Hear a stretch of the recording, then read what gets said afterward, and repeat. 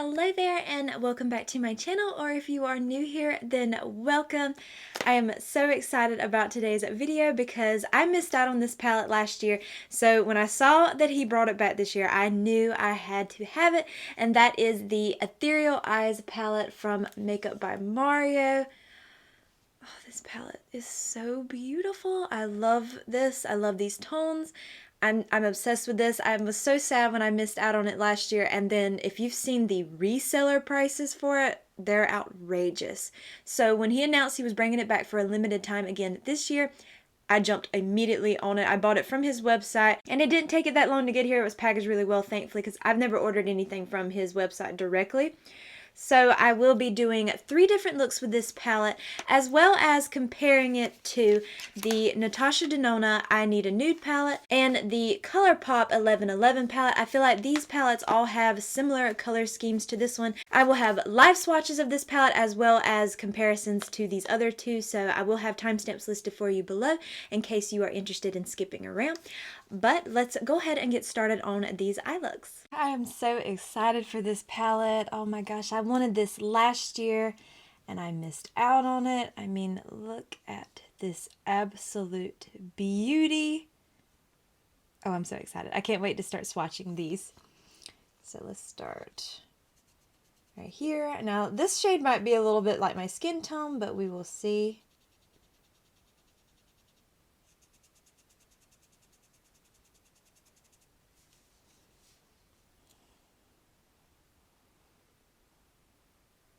Oh, no, it shows up, okay.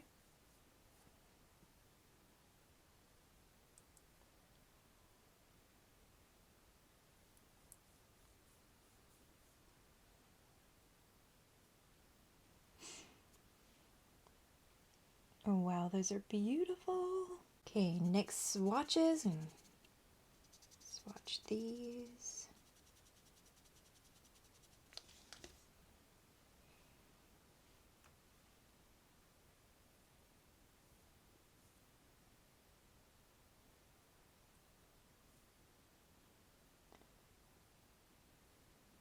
Wow, these are so smooth, so beautiful. Oh my gosh, so excited. Okay, next 3.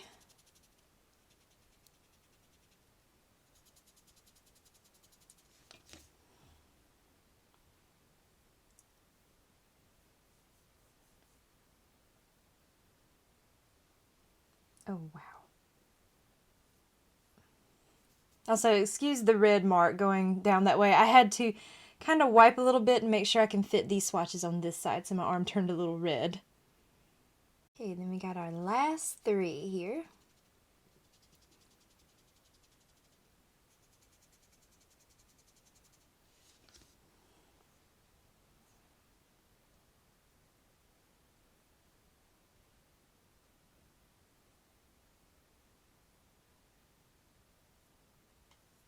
Wow, and there we have the swatches. Wow, this is one beautiful palette. Absolutely stunning. Okay, now I want to compare the Mario palette to the Natasha Denona I Need a Nude palette and the ColourPop 1111 palette because they do have similar color stories, and you might not want all of them. Now, I did go ahead and swatch out shades that I felt like were the closest to the Mario palette, but I still don't believe these palettes are exact 100% dupes, but they are similar, so if you have one, you might not want the other one. Now for me, I'm happy to have all 3 of them because they are different formulas, they're different brands, but if you're looking to save some money, then I want to point out all of these shades that I felt like are closest to the Mario palette. So I've just went ahead and swatched out some on my hand, and then I will go through each ones that are closest from either the ColourPop palette or the Natasha Denona palette. So first things first, we have EE1 from the Mario palette and Fair from the Natasha Denona palette. We have EE2 from the Mario palette and Muse from the Natasha Denona. EE3 from the Mario palette and Good Thoughts from the ColourPop palette. EE4 from the Mario palette and Right Path from the ColourPop palette. EE5 Mario, Lucky Babe, ColourPop, and Stone from Natasha Denona. Then we have EE6 from the Mario palette, and Sheen from Natasha Denona. EE7, Mario, Protection, ColourPop, Wit, Natasha Denona.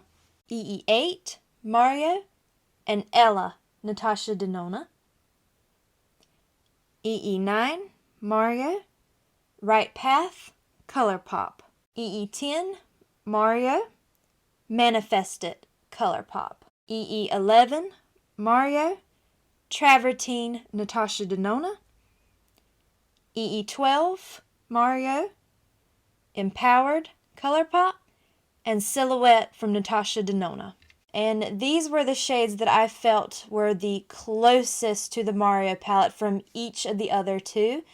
So if you have the other two, this will kind of give you an idea of what shades you might have from the Mario palette. None of them I feel like are spot on, except maybe there's really close between these three, but some of them really aren't spot on. There are differences in tones like these two. You can see a little bit of a difference. These two, some of these, but you might not mind if it's not 100% color dupe. You might feel like these shades are similar enough from the other palettes that you might not want the Mario palette. But I hope that this is helpful for those that are looking at all three palettes for right now. Okay, I realized that I was talking and going about my business and my camera wasn't even recording, so let's try that again. Just to make things simple, since I'm going to be doing 3 different eye looks, just to make sure I use all the shades, I'm going to cross row by row. So look 1, I'll be using these 4 shades right here. I figured that'd be an easy way to make sure that I'm using every shade. And I had taken the shade EE1 on a fluffy eye blender brush from e.l.f. and had went over my eyeshadow primer with that shade, and I don't know if I didn't let my eyeshadow primer have enough time to set, because I don't know if you can see that. The way it's sitting on my lid, like it almost like it pilled up. I don't know if you can see that. Usually I set my eyeshadow primer with the Rimmel Stay Matte pressed powder, and I have no issues with that. So I don't know if what the problem might have been on this side. But I don't really like the way that looks, so I did want to point that out. But it could have been just, you know, user error on my part. So we're gonna gloss over that, and we're gonna go on to the next shade. So I'm gonna go in with the shade EE3 on a blending brush from e.l.f. I'm gonna start running that into my crease. I figured that would be the easiest way, just going row by row, to make sure I use each shade in this palette before I give any final thoughts that I have. Now that shade's laying down really nicely. So that first shade might have been just my fault. So I won't judge it based on that. But I usually prefer my Rimmel powder anyway to set my eyeshadow primer. So that EE1 shade will probably be used for other things in the future anyway. Maybe like more as a blending shade than actually setting my eyelid with that. Because I'm not experiencing any issues with this shade. It's blending nicely. Beautiful pigment, really smooth. So yeah, we'll give the first shade a pass because it might have been more of user error. So using that same brush, I'm going to go in with the shade EE4. And I'm going to press that on this outer corner of my eye just to deepen things up a little bit.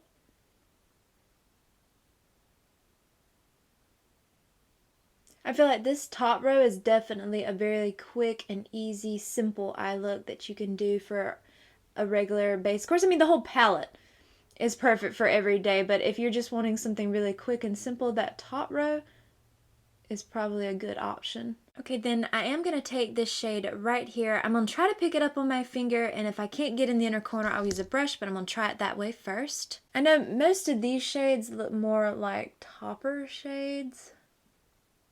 Like they give you more of that sheer wet look, which is absolutely stunning.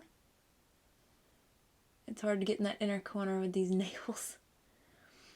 But I thought these might apply best with my fingers since they're so sheer. I am getting a lot of sparkle fallout, so just be mindful of that. I don't personally mind it, but I do like to point it out just in case anybody is curious. If you went in and used a brush and sprayed it with setting spray, it might not do that. I don't know, but I just wanted to point that out. So I'm just going to go back in with that blending brush and blend all around the edge just to make sure everything is really seamless.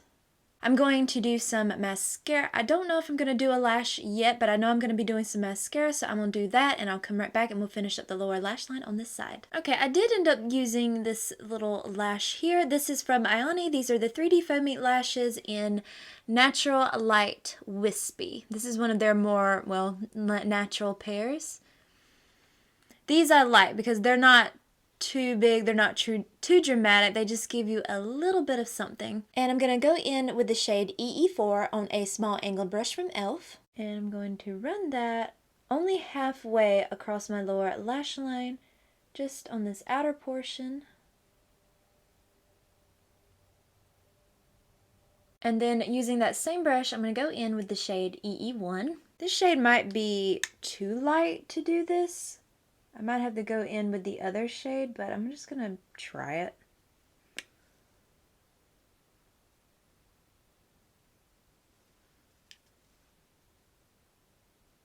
No, I kind of like this. I might just leave it at that.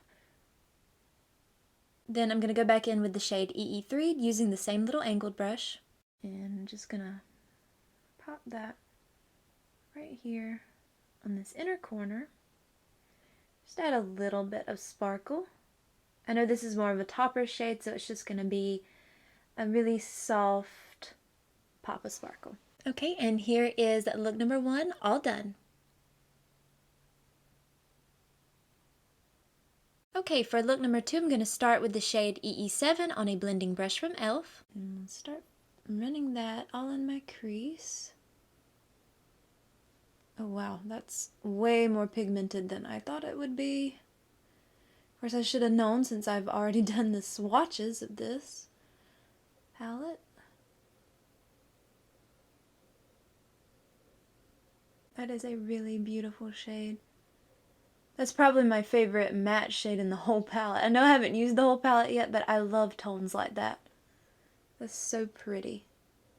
Okay, then I'm going to take an eyeshadow C brush and go in with the shade EE8. And I'm going to start stamping that on this outer corner right over here. Oh, was that? I might have been out of frame. If I am, I'm sorry. This is a really pigmented shimmer shade. It's like a metallic. Just get that spread around, and then I'll go back in and blend. I like to tap off shades like this first, and then go back and blend them. And I'm going to go back in with that blending brush that I was using, and I'm going to go around the edges of that shade. Then I'm going to go in with the shade EE6 on my finger and put that all over the beginning portion of my lid. I'm going to get glitter everywhere, but it's okay. I love to sparkle. I love to sparkle. And I don't mind it being on my face. I know some people don't like that. They don't like sparkle to get all over their face, but I don't mind it. But I also do my eyes first and my face last, so this might be a palette you want to do that with. Then you just take that blending brush and blend around the edges of that again. Okay, and then I'm just going to do the same lash from this side and some mascara, and I'll be right back to do the lower lash line. Okay, I'm going to take the shade EE5 on a small angled brush from e.l.f. and I'm going to run that on this lower lash line all the way across.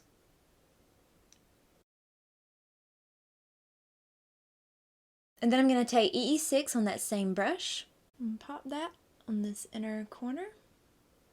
Just for that little touch of sparkle. Okay, and then there is look number 2. I'm going to start with the shade EE9 on a blending brush from e.l.f. I only dipped into that shade twice. I do want to keep it really soft, and these mattes are very pigmented. Really easy to work with too, though.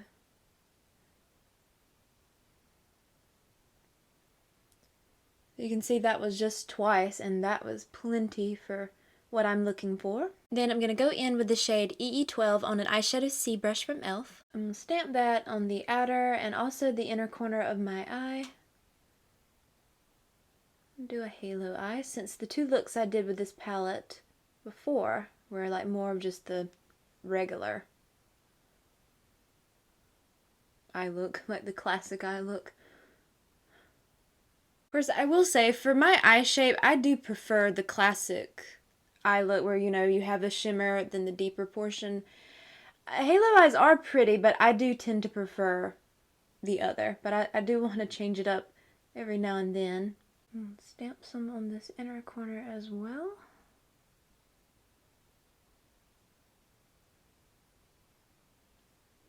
I didn't pick up much on the brush, I just kind of wanted to keep it a little bit more, a little softer.